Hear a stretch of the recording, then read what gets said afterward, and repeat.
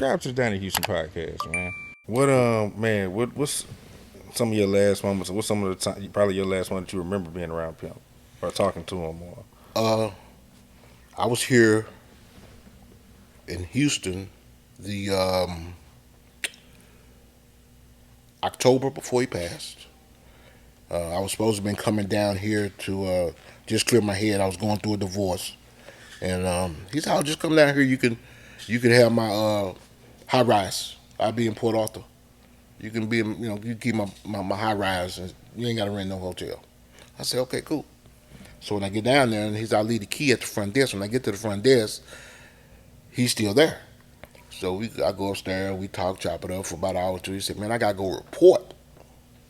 It's okay. He said, "Ride to Port Arthur with me. I got a report in Beaumont. We're gonna go to Port Arthur. I'll bring you back tomorrow." I said, "No doubt." So I do that. He wired me up with everybody that want to see you in Port Arthur. So I said, "All right." I get in the car. When I noticed that the Bentley, that's the red one, it's rolling kind of funny. So we pull over on 10, look at it. It's got a titty in the tire. So we're like, "Fuck." So we get all the way to the fucking where you got to report, parole office, go back home, and then I guess we must have been there probably about an hour or two. I want to smoke a blunt. I come outside, he come out there with me. That motherfucker's on flat.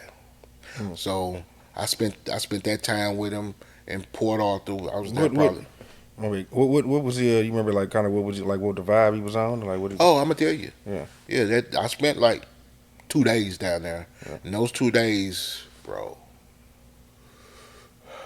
I talked to your boy yesterday, DJ Beto. Mm-hmm. DJ Beto, he'll tell you, man, if Chad would have lived another 30 days, the stuff that he was planning out and talking, every time we got together, he was always playing music.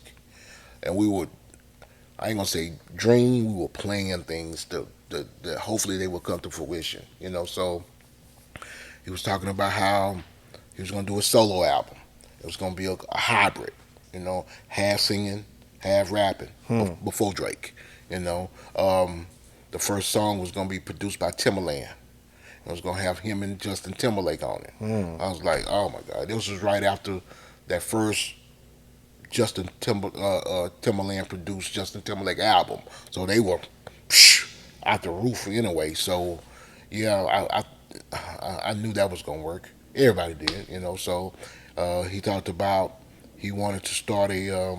He said he already had a radio show already solidified with XM and Sirius back then, and he wanted me to quit my radio show, join him and Lil Duval on his radio show.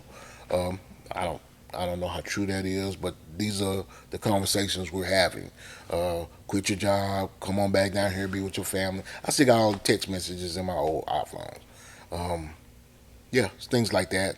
Um, just talking about life.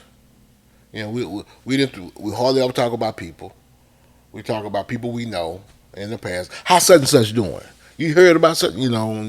That's it. We don't sit around and talk about no other grown men. No girls or no shit like that. Yeah, we talk business and we have so much in common that we always had stuff to talk about. So shit I thought was funny, he thought was funny, and vice versa. So he thought I was the craziest motherfucker in the world, and I thought he was the craziest motherfucker in the world. Hmm. Yeah, I remember one time we had this party at my house, at my apartment, with a ghetto party, bro. I'm talking about that back when dip was, we dipping, we doing our. Oh, y'all was dipping. Okay, What? okay, yeah. When that shit was over, that nigga said, "Bobo, you the livest nigga I know." I thought my Goody Ray was there, baby. Goody Ray, shout out to Goody Ray J was there. Just tell me. You gotta tell me about this because I love these stories. You know what I'm It's a saying? party with girls. Yeah. Oh, they dipping too. couple. No shit. Yeah, I've always been like this guy, especially back then. And Bonnie tell you, I was always the guy who was always like the host. You know what I mean? if I always would find out how to do different shit. Like if I was like back then, We ghetto motherfuckers, man. So we go get a bunch of Seagram's gin, Bumpy Face, and I guess that's Minute Maid, pink lemonade, the frozen and the concentrate. Boy, I throw that shit in the blender with the ice and that would be like a little daiquiri for all the girls. The girls, man, was drinking that shit up. That was the first Bobo special, baby. That was the first Bobo special. That's what we called it, the Bobo special. And yeah, I've had several drinks like that that I just make up some shit and they call it and put my name on it. But that was the first Bobo special, and that motherfucker said, "Man, it's the livest party I've been to in my life." He said, "Man, you the livest motherfucker in the world, boy." That motherfucker, it was a nice party. I mean, it was weed smoking all night, drinking, just kicking it, man. It was just in an apartment. It wasn't no, kind of like a kickback. It wasn't really no party, but it was a kickback. That sounds pretty live, Well, he man. used to live with me.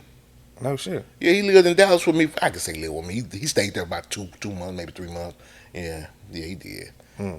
In between, as we were waiting, as he was holding the album hostage, he was in Dallas with me, waiting for Super Tight to come out. Yeah. Yeah, so yeah, we did a lot, bro. Yeah. Between he and I, you name it, we had some times, bro. Good, bad, and mostly good though, bro. Mostly we hardly ever had a bad time. Yeah. Yeah. Donnie Houston.